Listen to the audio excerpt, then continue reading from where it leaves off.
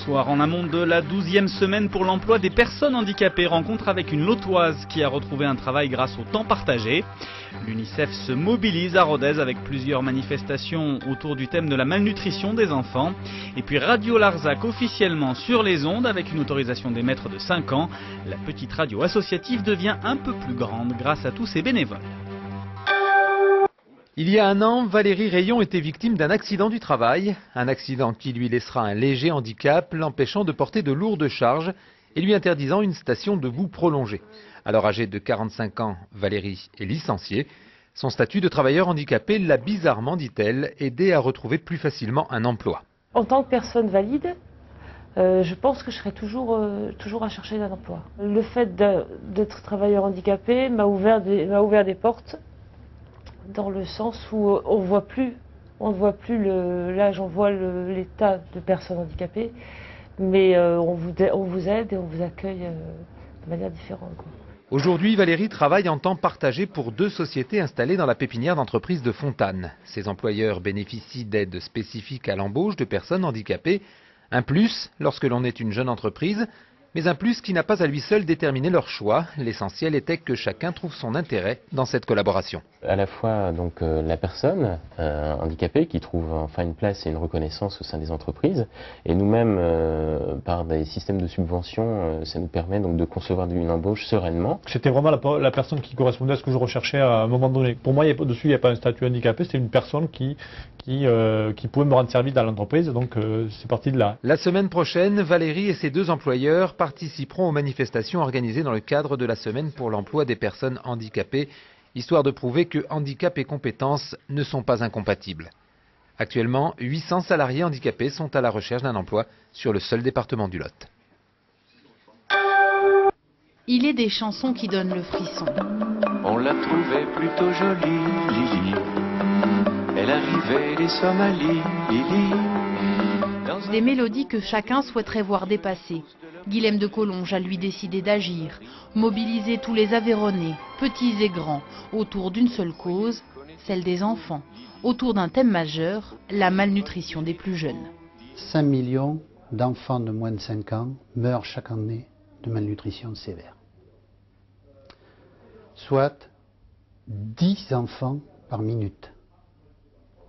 Et 19 millions d'enfants sont malnutris sur la planète. De l'Aveyron, le président du comité départemental de l'UNICEF a décidé de se bouger, à sa manière, à sa mesure. Toute la semaine prochaine, des manifestations se succéderont.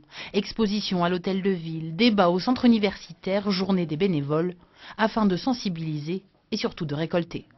C'est évidemment un appel aux dons, et fortement un appel aux dons, malgré les problèmes de la crise économique, parce que l'autre crise, que celle financière et économique, c'est la crise alimentaire sur le plan planétaire.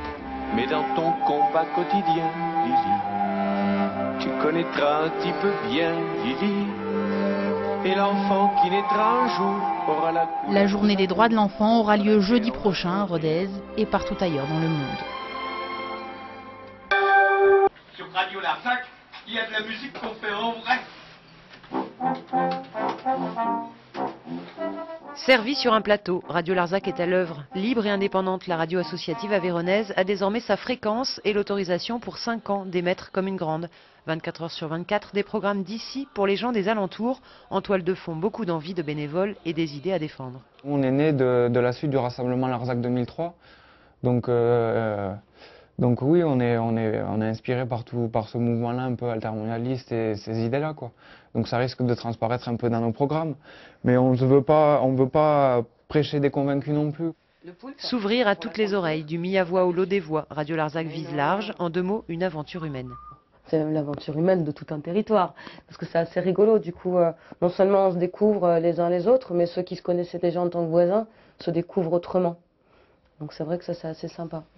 De bonnes choses dans l'air du temps, agriculture et culture, musique et politique, éco-construction ou services pratiques, chacun sa rubrique. Un film caustique, bourré d'humour noir et de dialogues géniaux.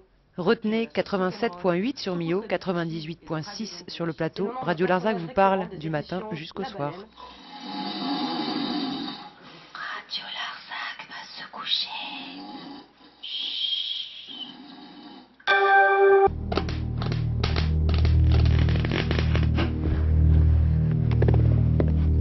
squelettes en fil de fer, des soudures en guise de chair.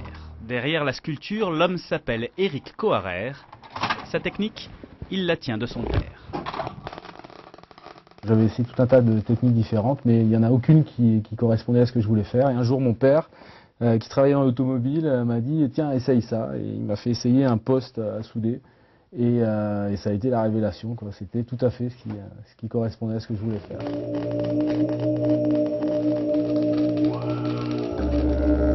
Changement de décor. À la Maison pour tous d'Onnay-le-Château, les sculptures mais aussi les peintures d'Éric Coharer sont exposées, c'est une première, loin de son atelier de Marcillac. Rien que des silhouettes, des figures humaines, le fruit de 2 ans et demi de labeur pour faire sortir tous les sentiments, le désir, la colère et les peurs.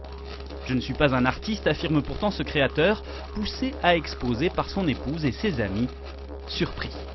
Ils sont relativement surpris, ils étaient habitués à voir quelqu'un d'un peu rigolo et tout d'un coup ils se retrouvent face à un travail en sculpture ou en peinture particulièrement violent quelquefois et donc ils sont partagés. Pour savoir si vous aimez ou si vous n'aimez pas, poussez la porte de la Maison pour tous d'Onnay-le-Château jusqu'au 21 novembre.